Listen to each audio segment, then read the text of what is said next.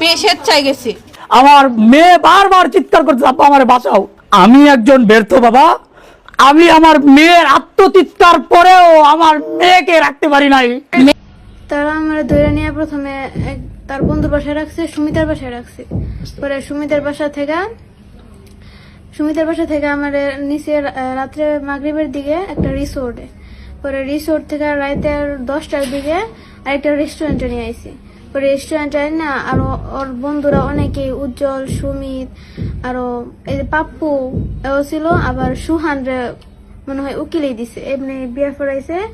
আর সুহানের আব্বু ছিল, আরো বন্ধুরা ছিল। কাজী বলে কোথায় তারা? ছেলের জ্যাঠা ছিল, বাচ্চু ছিল।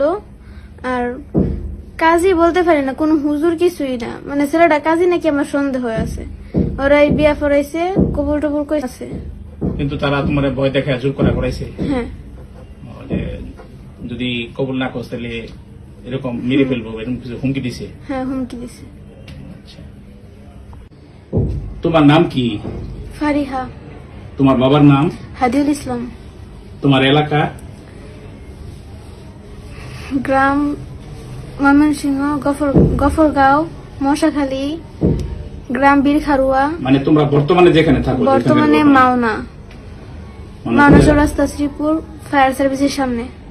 আচ্ছা, তো আমরা তোমার একটা সাক্ষাৎকার দেখলাম বর্তমানে মিডিয়াতে, ঠিক আছে? তো এটা কি আসলে তোমার সাক্ষাৎকার? মানে ওই যে মিডিয়াতে যে কথা বলতে দেখলাম, এগুলো আমার ভয় দেখা বলাইছে, বলছে যদি আমি এগুলো না বলি তাহলে আমার আব্বুরে আমার বাইরে তা করে মেরা লাইব, জোরপূর্বক তারা বলছে। তা করে সিফরা লাগে আমি কথাগুলো বলছি। এই সাক্ষাৎকারটা কোন জায়গায় নিয়েছে তোমার কাছ থেকে?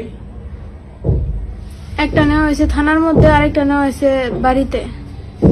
একটা শ্রীপুর থানায় নেওয়া হয়েছে।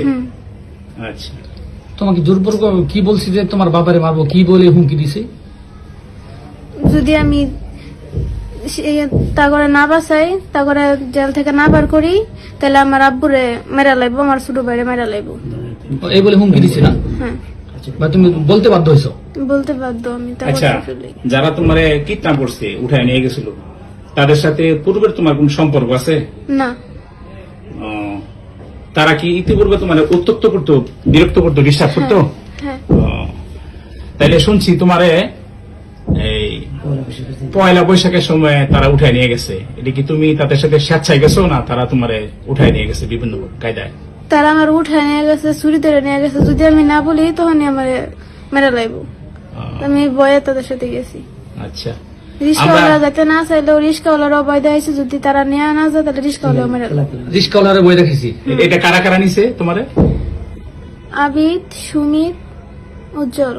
তখন তাদের কাছে অস্ত্র ছিল? অস্ত্র ছিল। কি কি অস্ত্র ছিল? ছুরি ছিল, বন্দুক ছিল।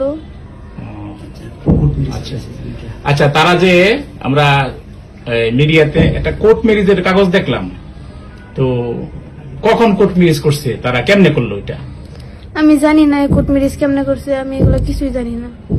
তোমার সাইন স্বাক্ষর নিছে? স্বাক্ষর নিছে, তারা আমার জোরপূর্বক সাইন নিছে, তারা হাত ধরে আমার লেখাইছে। তাহলে তোমারে তারা যে কদিন নিয়ে আটকায় রাখছে, কোথায় কোথায় রাখছিল তোমারে বলতে পারো? প্রথমে মনে হয় তার নানুর বাসায় রাখছিল, পরে কই কই রাখছে এটা আমি চিনি না। ছিল না, ঘরের ভিতরে আটকায় রাখছে। আচ্ছা, আমরা মিডিয়াতে দেখলাম কেউ কেউ বলতেছে যে তোমার নাকি 22,000 টাকা দামের মোবাইল দিছে, আসলে কি ঘটনা সত্য? আল্লাহর কসম এটা সত্য না। সত্য না। আচ্ছা,